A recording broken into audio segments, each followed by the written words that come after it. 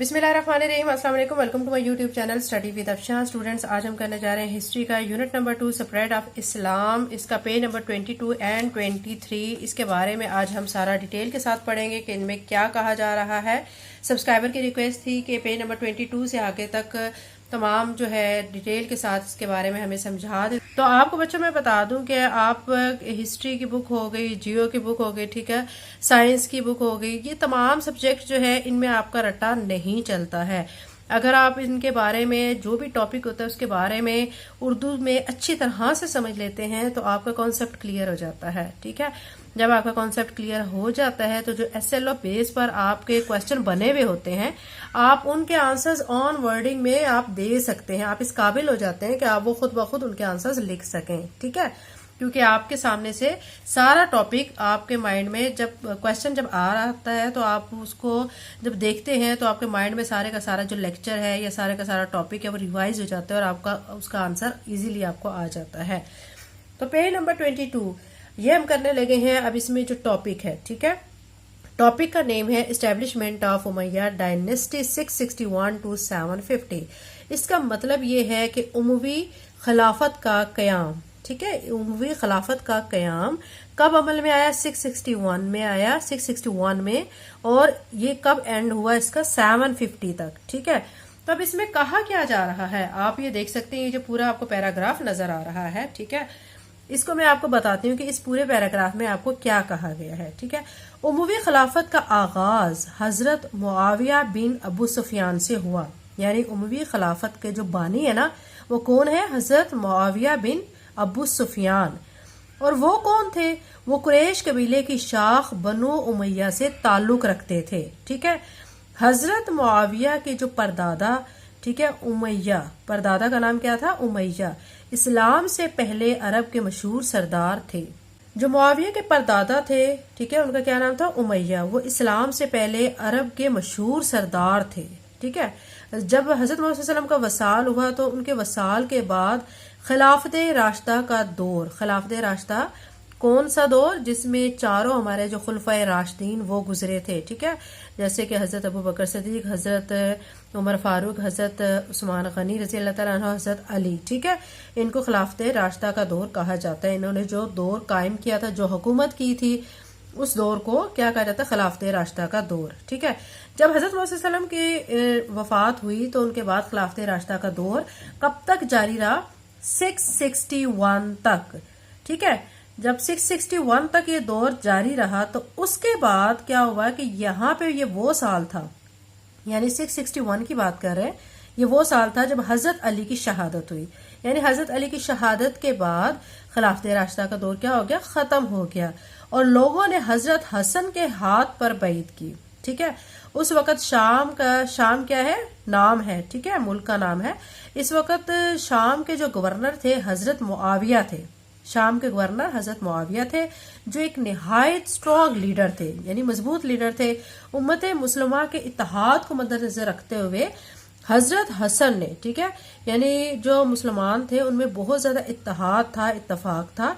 उसके जो मुसलमानों के इत्तेहाद इत्तफाक को मद्देनजर रखते हुए हजरत हसन ने खिलाफत से दस्तबरदार होकर हजरत मुआविया के हाथ पर बैत कर ली। ठीक है, ये कुर्बानी मुसलमानों के इत्तेहाद के लिए थी, क्योंकि वो हजरत हसन ये चाहते थे कि मुसलमानों का इत्तेहाद हमेशा कायम रहे, इसीलिए उन्होंने हजरत मुआविया के हाथ पर बैत कर लिया।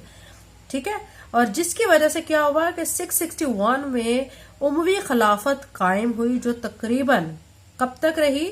750 तक कायम रही। दमिश्क को उस खिलाफत का दारुल हुकूमत बनाया गया। फिर उसके बाद शाम उनका मरकज इक्तदार बन गया। शाम मुल्क की बात कर रहे हैं, शाम को क्या बना दिया गया? मरकज इक्तदार, यानी यहाँ पे इक्तदार कायम हुआ।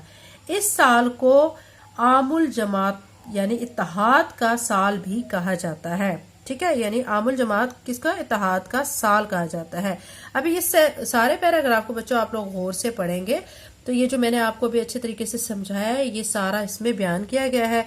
अब आपको बच्चों मैं ये भी बता दूं कि एसएलओ बेस इसमें से जो क्वेश्चन बन सकते हैं, ठीक है, तो वो इसमें ये भी कहा जा सकता है कि what is the year of आमुल जमात। ठीक है, आपसे इस तरह के क्वेश्चन भी किए जा सकते हैं कि आफ्टर डेथ ऑफ हजरत मोहम्मद सल्लल्लाहु अलैहि वसल्लम हु वाज द कैलिफ, ठीक है। तो ये सारे इस तरह के इसमें से SLO बेस्ड क्वेश्चन आपके बन सकते हैं, छोटे छोटे क्वेश्चन बन सकते हैं। आपको अच्छे तरीके से समझ आ गई है उर्दू में, तो अब आपके जो भी क्वेश्चन बनेंगे तो आप उसके इजीली आंसर दे सकते हैं। तो ये बच्चों पेज नंबर 22 के बारे में मैंने आपको बताया था। अभी हम कर लेते हैं पेज नंबर 23। पेज 23 पर बच्चों देखें, यहाँ पे आपको कहा जा रहा है Umayyad and expansions of Muslim states. Umayyad, ठीक है, एक्सपेंशन का मतलब फैलाओ, मुस्लिम स्टेट मुसलमानों की रियासत का फैलाओ, ठीक है।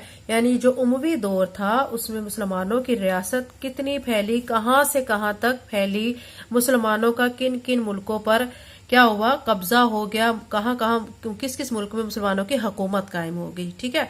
तो ये जो पैराग्राफ आप देख सकते हैं और नीचे भी आप देख सकते हैं, नीचे 2 लाइनें दी गई हैं। तो इस सारे के बारे में बच्चों मैं आपको बताती हूँ कि इसमें आपको क्या एक्सप्लेन किया गया है, ठीक है।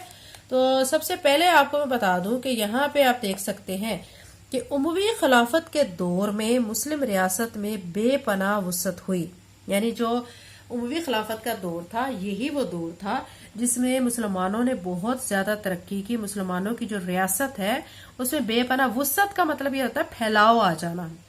उस जमाने में मुसलमानों की फौजें, ठीक है, किस जमाने की बात की जा रही है, उमवी जमाने की, यानी जब उमवी दौर था, उमवी खिलाफत थी, उस वक्त की बात कर रहे हैं।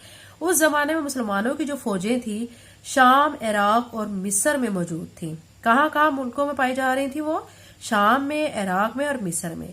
शाम की फौजों ने फिर क्या किया, जो शाम में मुसलमानों की फौजें थी उन्होंने क्या किया, अनातोलिया और आर्मेनिया के इलाकों में जंगें की जो उस वक्त बाजनतीनी सल्तनत के जेरे कब्जा थे, ठीक है। यानी शाम में जो मुसलमानों की फौजें थी उन्होंने अनातोलिया और आर्मीना के इलाकों में जंगें की। वो इलाके कौन कौन से इलाके, अनातोलिया और आर्मीना, वो इलाके बाजनतीनी सल्तनत के कब्जे में थे, ठीक है। फिर इराक की जो फौजें थी उन्होंने, इराक में भी मुसलमानों की फौजें थी, आपको मैं बता चुकी हूँ कहाँ कहाँ मुसलमानों की फौजें थी, मैं आपको बता चुकी हूँ कि शाम में थी, इराक में थी और मिस्र में थी। जो शाम वाली फौजें हैं, ठीक है, उनका मैंने आपको बता दिया कि उन्होंने अनातोलिया और आर्मीना के इलाकों में जंगें की, ठीक है।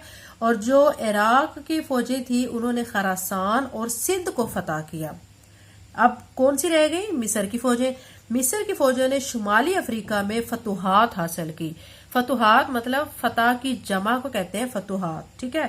तो फतुहात उन्होंने हासिल की, मतलब उन्होंने वहां पे जंगें की और वो जंगें जीत ली अपने अरूज पर। अब जाहिरी बात है मुसलमानों की जो फौजें इराक में थी, शाम में थी, ठीक है, तो मिस्र में थी, इन्होंने जब जंगें की और इलाके जीत लिए जंगों के जरिए, तो उमवी दौर क्या जा रहा था, वो अरूज पे जा रहा था। यानी उनकी जो खिलाफत थी वो अरूज पर थी, बुलंदी पर थी।